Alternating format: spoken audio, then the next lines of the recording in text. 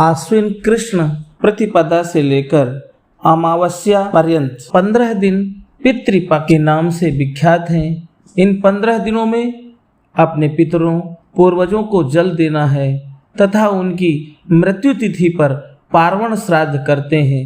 पिता माता आदि पारिवारिक मनुष्यों की मृत्यु के पश्चात उनकी तृप्ति के लिए श्रद्धापूर्वक किए जाने वाले कर्म को पितृश्राद्ध कहते हैं।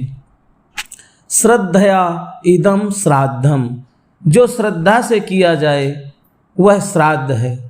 भावार्थ है, प्रेत और पितर के निमित्त उनकी आत्मा की तृप्ति के लिए श्रद्धापूर्वक जो अर्पित किया जाए वह श्राद्ध है।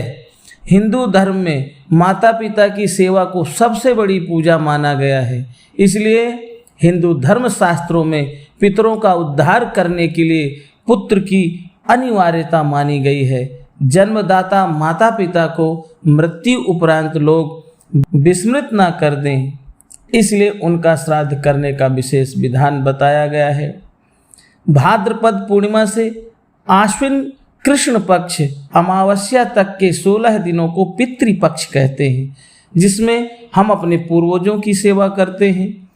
आश्विन कृष्ण प्रतिपदा से लेकर अमावस्या तक ब्रह्मांड की ऊर्जा तथा उस ऊर्जा के साथ पितृ प्राण पृथ्वी पर व्याप्त रहता है।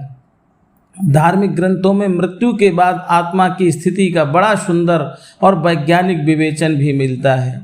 मृत्यु के बाद 10 गात्र और षोडशी सपिंडन तक मृत व्यक्ति की प्रेत संज्ञा रहती है।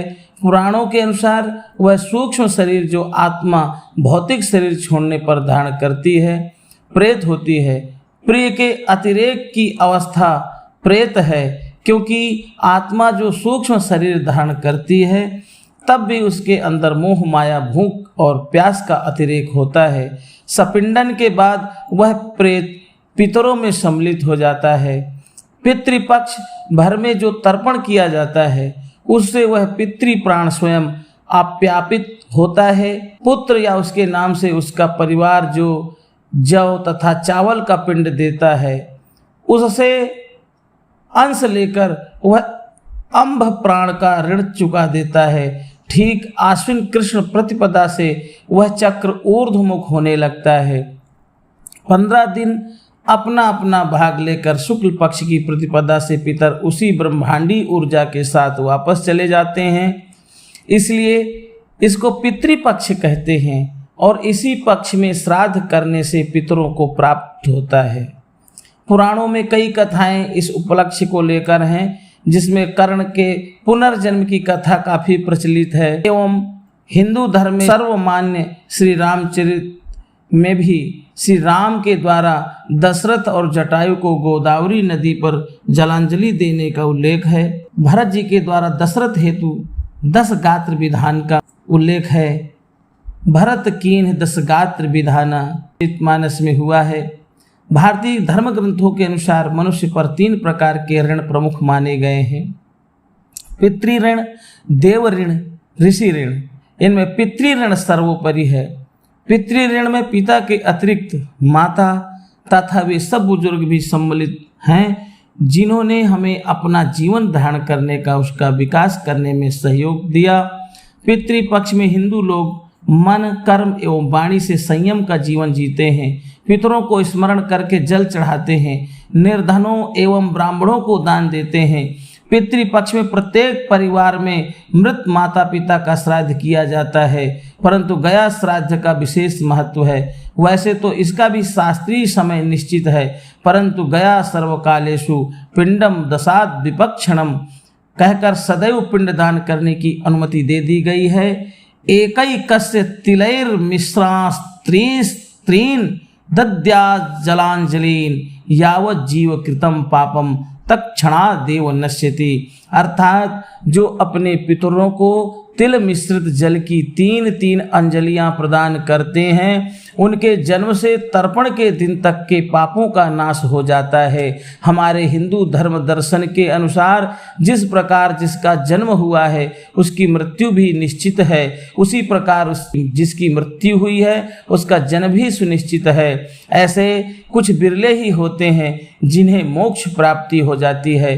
पितृपक्ष में 3 पीढ़ियों तक के पिता पक्ष के तथा 3 पीढ़ियों तक के माता पक्ष के पूर्वजों के लिए तर्पण किया जाता है। इन्हीं को पितर कहते हैं। दिव्य पितृ तर्पण, देव तर्पण, ऋषि तर्पण और दिव्य मनुष्य तर्पण के पश्चात ही स्वपितृ तर्पण किया जाता है। इसका वीडियो हमारे चैनल पर अपलोड है, आप देख सकते हैं। संपूर्ण तर्पण विधि मंत्रों के साथ है। भाद्रपद पूर्णिमा से आश्विन कृष्ण पक्ष अमावस्या तक के 16 दिनों को पितृपक्ष कहते हैं। जिस तिथि को माता पिता का देहांत होता है उसी तिथि को पितृपक्ष में उनका श्राद्ध किया जाता है। शास्त्रों के अनुसार पितृपक्ष में अपने पितरों के निमित्त जो अपनी शक्ति सामर्थ्य के अनुरूप शास्त्र विधि से श्रद्धापूर्वक श्राद्ध करता है उसके सकल मनोरथ सिद्ध होते हैं और घर परिवार व्यवसाय तथा आजीविका में हमेशा उन्नति होती है। पितृदोष के अनेक कारण होते हैं। परिवार में किसी की अकाल मृत्यु होने से, अपने माता पिता आदि सम्मानीय जनों का अपमान करने से, मरने के बाद माता पिता का उचित ढंग से क्रियाकर्म और श्राद्ध नहीं करने से, उनके निमित्त वार्षिक श्राद्ध आदि न करने से पितरों को दोष लगता है। परिणाम स्वरूप परिवार में अशांति, वंश वृद्धि में रुकावट, आकस्मिक बीमारी, संकट, धन में बरकत न होना, सारी सुख सुविधाएं होते हुए भी मन असंतुष्ट रहना आदि पितृदोष हो सकते हैं। यदि परिवार के किसी सदस्य की अकाल मृत्यु हुई है तो पितृदोष के निवारण के लिए शास्त्रीय विधि के अनुसार उसकी आत्म शांति के लिए किसी पवित्र तीर्थ स्थान पर श्राद्ध करवाएं। अपने माता पिता तथा अन्य ज्येष्ठ जनों का अपमान न करें। प्रतिवर्ष पितृपक्ष में अपने पूर्वजों का श्राद्ध तर्पण अवश्य करें। यदि इन सभी क्रियाओं को करने के पश्चात पितृदोष से मुक्ति न होती हो तो ऐसी स्थिति में किसी सुयोग्य कर्मनिष्ठ विद्वान ब्राह्मण से श्रीमद् भागवत पुराण की कथा करवाएं। वैसे श्रीमद् भागवत पुराण की कथा कोई भी श्रद्धालु पुरुष अपने पितरों की आम शांति के लिए करवा सकता है। इससे विशेष पुण्य फल की प्राप्ति होती है। मत्स्य पुराण में 3 प्रकार के श्राद्ध प्रमुख बताए गए हैं। त्रिविधम श्राद्धम उच्यते के अनुसार मत्स्य पुराण में 3 प्रकार के श्राद्ध बतलाए गए हैं जिन्हें नित्य, नैमित्तिक एवं काम्य श्राद्ध कहते हैं। यम स्मृति में 5 प्रकार के श्राद्धों का वर्णन मिलता है जिन्हें नित्य, नैमित्तिक, काम्य, वृद्धि और पार्वण के नाम से जाना जाता है। नित्य श्राद्ध, प्रतिदिन किए जाने वाले श्राद्ध को नित्य श्राद्ध कहते हैं। इस श्राद्ध में विश्वे देव को स्थापित नहीं किया जाता। यह श्राद्ध में केवल जल से भी इस श्राद्ध को संपन्न किया जाता है। नैमित्तिक श्राद्ध, किसी को निमित्त बनाकर जो श्राद्ध किया जाता है उसे नैमित्तिक श्राद्ध कहते हैं। इसे एकोदिष्ट के नाम से भी जाना जाता है। एकोदिष्ट का मतलब किसी एक को निमित्त मानकर किए जाने वाला श्राद्ध। जैसे किसी की मृत्यु हो जाने पर दशाह, एकादशाह आदि एकोदिष्ट श्राद्ध के अंतर्गत आता है। इसमें भी विश्व देवों को स्थापित नहीं किया जाता। काम्य श्राद्ध, किसी कामना की पूर्ति के निमित्त जो श्राद्ध किया जाता है वह काम्य श्राद्ध के अंतर्गत आता है। वृद्धि श्राद्ध, किसी प्रकार की वृद्धि में जैसे पुत्र जन्म, वास्तु प्रवेश, विवाह आदि प्रत्येक मांगलिक प्रसंग में भी पितरों की प्रसन्नता हेतु जो श्राद्ध होता है उसे वृद्धि श्राद्ध कहते हैं। इसे नांदी श्राद्ध या नांदी मुख श्राद्ध आदि के नाम से भी जाना जाता है। यह एक प्रकार का कर्म कार्य होता है। दैनंदिनी जीवन में देव ऋषि पितृ तर्पण भी किया जाता है। पार्वण श्राद्ध, पार्वण श्राद्ध पर्व से संबंधित होता है। किसी पर्व जैसे पितृपक्ष, अमावस्या या पर्व की तिथि आदि पर किया जाने वाला श्राद्ध पार्वण श्राद्ध कहलाता है। यह श्राद्ध विश्व देव सहित होता है। सपिंडन श्राद्ध, सपिंडन शब्द का अभिप्राय पिंडों को मिलाना। पितर में ले जाने की प्रक्रिया ही सपिंडन है। प्रेत पिंड का पितृपिंडों में सम्मेलन कराया जाता है, इसे ही सपिंडन श्राद्ध कहते हैं। गोष्ठी श्राद्ध, गोष्ठी का अर्थ है समूह। जो श्राद्ध सामूहिक रूप से समूह में संपन्न किए जाते हैं उसे गोष्ठी श्राद्ध कहते हैं।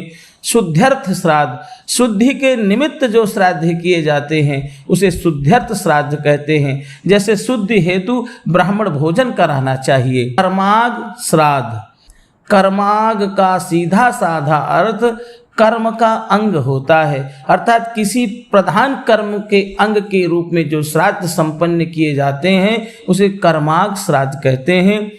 यात्रार्थ श्राद्ध, यात्रा के उद्देश्य से किया जाने वाला श्राद्ध यात्रार्थ श्राद्ध कहलाता है। जैसे तीर्थ में जाने के उद्देश्य से या देशांतर जाने के उद्देश्य से जिस श्राद्ध को संपन्न कराना चाहिए वह यात्रार्थ श्राद्ध ही है। इसे घृत श्राद्ध भी कहा जाता है। पुष्ट्यर्थ श्राद्ध, पुष्टि के निमित्त जो श्राद्ध संपन्न हो, जैसे शारीरिक एवं आर्थिक उन्नति के लिए किया जाने वाला श्राद्ध पुष्ट्यर्थ श्राद्ध कहलाता है। धर्म सिंधु के अनुसार श्राद्ध के 96 अवसर बतलाए गए हैं। एक वर्ष की 12 अमावस्याएं और पुण्यादि तिथियां 4, मनवादि तिथियां 16, 12 संक्रांतियां जो सूर्य की संक्रांतियां होती है और 12 वैधृति योग और 12 व्यतिपात योग और 15 ये जो पितृपक्ष की तिथियां होती हैं और अष्टका श्राद्ध ये 5 तिथियां होती हैं और अनष्टका श्राद्ध की 5 तिथियां तथा पूर्वेद्यु 5, ये कुल मिलाकर के श्राद्ध के 96 अवसर प्राप्त होते हैं। पितरों की संतुष्टि हेतु विभिन्न पितृकर्म का विधान है। पुराणोक्त पद्धति से भी कुछ श्राद्ध किए जाते हैं, जैसे एकोदिष्ट श्राद्ध, पार्वण श्राद्ध, नाग बलि कर्म, नारायण बलि कर्म, त्रिपिंडी श्राद्ध, महालय श्राद्ध। पक्ष में श्राद्ध कर्म उपरोक्त कर्मों हेतु विभिन्न संप्रदायों में विभिन्न प्रचलित परिपाटियां चली आ रही हैं। अपनी कुल परंपरा के अनुसार पितरों की तृप्ति हेतु श्राद्ध कर्म अवश्य करना चाहिए।